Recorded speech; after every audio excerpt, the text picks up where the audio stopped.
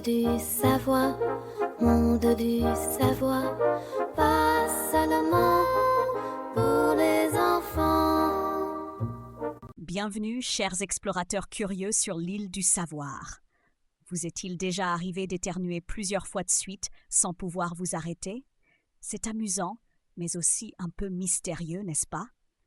Aujourd'hui, j'ai voulu découvrir pourquoi notre corps lance parfois toute une série d'éternuements au lieu de s'arrêter après un seul. Je vous invite à explorer avec moi cette drôle d'énigme de notre quotidien. Près de la cascade des Fées, j'ai rencontré le tigre et la rat. Le tigre pensait que nous éternuons plusieurs fois parce qu'on n'a pas le temps de dire à tes souhaits la première fois. Alors il faut recommencer pour que l'éternuement compte vraiment. La rat, elle, croyait que c'est comme les oiseaux qui essaient de s'envoler. Parfois, ils n'ont pas assez d'air la première fois et doivent battre des ailes plusieurs fois pour vraiment décoller. J'ai expliqué que les éternuements en série sont une façon pour notre corps d'essayer d'éliminer efficacement les petites particules gênantes et que ce n'est ni une question de politesse ni d'air à prendre. À la baie des Pirates, j'ai rencontré le Kakatoès et l'orang-outan. Le Kakatoès a raconté qu'un jour, il avait un petit grain coincé dans son bec et essayait de s'en débarrasser.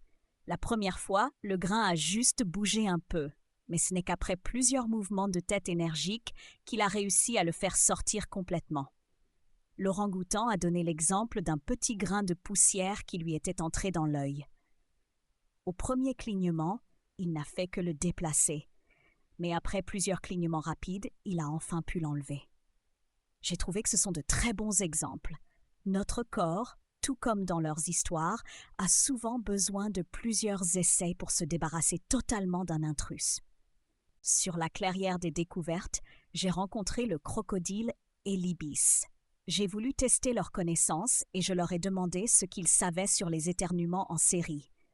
Le crocodile a expliqué que les éternuements répétés sont un réflexe de défense du corps qui sert à éliminer des substances gênantes comme la poussière, le pollen ou les microbes des voies respiratoires.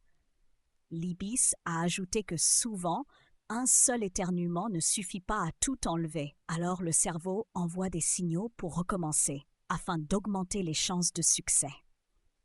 Je les ai félicités pour leur savoir en résumant que les éternuements en série sont un mécanisme de défense biologique fait pour rendre l'élimination des impuretés du nez la plus efficace possible.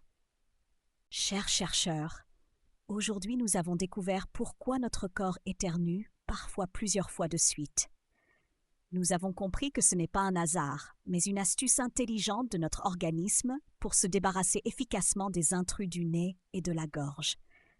C'est une leçon fascinante sur la façon dont notre corps agit avec sagesse et précision pour protéger notre santé.